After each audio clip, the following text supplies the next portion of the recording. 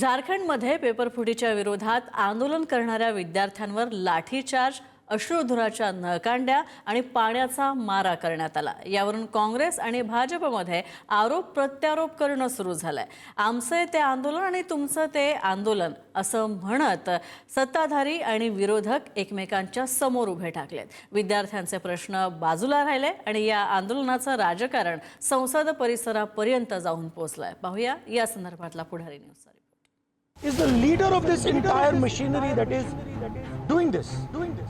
Mr. Narendra Modi has to apologize for what he has done to the students and the future of this country. दिल्लीतल्या जंतर मंतरवरच्या आंदोलनानंतर झालेल्या हिंसाचारानंतर गळे काढणाऱ्या काँग्रेसनं आपल्यावर परिस्थिती ओढवली तेव्हा काय केलं? सगळ्या देशानं झारखंडची राजधानी रांचीच्या रस्त्यावरची स्थिती पाहिली आहे। झारखंड मुक्ती मोर्चा आणि काँग्रेस सत्तेत असलेल्या राज्यात विद्यार्थ्यांनी पेपरफुटी विरोधात जोरदार आंदोलन पुकारलं। 2 आठवडे होऊनही समाधानकारक उत्तर न मिळाल्यानं विधानसभेकडे चाल करून गेलेल्या विद्यार्थ्यांवर झारखंड सरकारनं लाठी हल्ला केला।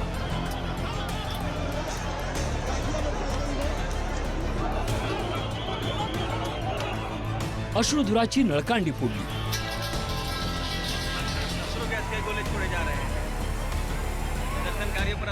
पाण्याचे फवारे मारले,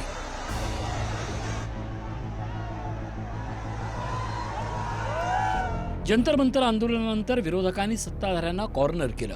विद्यार्थ्यांसमोर सरकारला झुकावं लागलं। धर्मेंद्र प्रधानांचा राजीनामा घ्यावा लागला। आता झारखंडमध्ये काँग्रेस आणि झारखंड मुक्ती मोर्चा तशाच परिस्थितीत अडकले।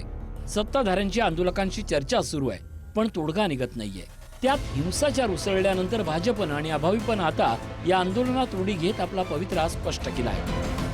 राज ठाकरेजी आणि उद्धव ठाकरेजी यांची सुद्धा बोबडी बंद का आहे? विद्यार्थी, तरुणी, युवक यांच्यावर लाठीचार्ज होता, तर मातोश्री आणि शिवतीर्थचे दरवाजे बंद का आहेत? उद्धवजींना आम्ही रांचीचं तिकीट पाठवून देऊ पाहिजे तर काय हरकत नाही।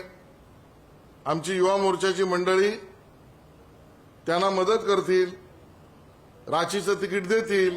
मैं इतना ही कहूंगा, झारखंड के युवाओं के साथ न्याय हो। उनके जिस तरह से लाठियां मारी गई, उनके ऊपर अत्याचार किया गया, ये राहुल गांधी जी की सोच दिखती है कि उनके समर्थक राज्य कैसे युवाओं के साथ अत्याचार कर रहे हैं, उनके साथ न्याय नहीं कर रहे। लेकिन दूसरी ओर वो गृह मंत्री से जवाब मांगते हैं और खुद सदन में नहीं आते। गृह मंत्री जवाब देने के लिए तैयार है, लेकिन राहुल गांधी और कांग्रेस पार्टी केवल सुर्खियों में बने रहने के लिए झूठ की दुकान, अनाप शनाप बयानबाजी कर रहे हैं। तर विरोधकांनी भाजपच्या निदर्शनाकडे बोट दाखवत त्यांच्या दुटप्पी भूमिकेवर प्रश्न उपस्थित केलाय। भाजप केंद्रात सत्तेत आहेत, ते झारखंड आंदोलनात हस्तक्षेप का करत नाही असा प्रतिप्रश्न विरोधकांनी केला आहे।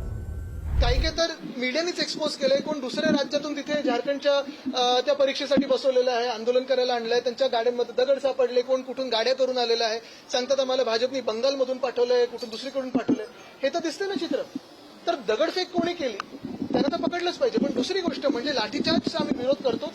कुठचंही आंदोलन सुरू असेल, मग शेतकऱ्यांचं असेल, महिलांचं असेल, कुठच्याही घटकाचं आंदोलन असेल, त्या जबाबदार मंत्र्यांनी जाऊन त्यांना भेटणं गरजेचं आणि तो विषय सोडवणं गरजेचं आहे। पुचू अशा स्वरूपामध्ये त्यांनी घेतलेली जी भूमिका आहे आणि इलूचा त्यांचा जो असणारा जो संवाद आहे, हा कुठेतरी आता हास्यास्पद आहे। लोकशाहीचा गळा घोटण्याचं काम हे कशा पद्धतीने सुरू आहे ते आपण बघतोय। संसदेसमोर विरोधक आणि सत्ताधारी दोघांची आंदोलनं झाली। परस्पर विरोधी घोषणाबाजीनं संसदेचा परिसर दुमदुमून गेला। अमित शहा संसदेत येऊन उत्तर का देत नाहीत इथपासून ते अमित शहाना राहुल गांधी सामोरे जायला तयार आहेत का इथपर्यंतचे सर्व बॅनर्स संसद परिसरानं पाहिले। प्रश्न विद्यार्थ्यांचे आहेत, घोषणा राजकारणी देत आहेत, वातावरण गरम आहे, राजकीय पोळी राजकारणी भासतायत। यात विद्यार्थ्यांचे प्रश्न कधी आणि कसे सुटतील हाच अनुत्तरित प्रश्न आहे। ब्युरो रिपोर्ट, पुढारी न्यूज।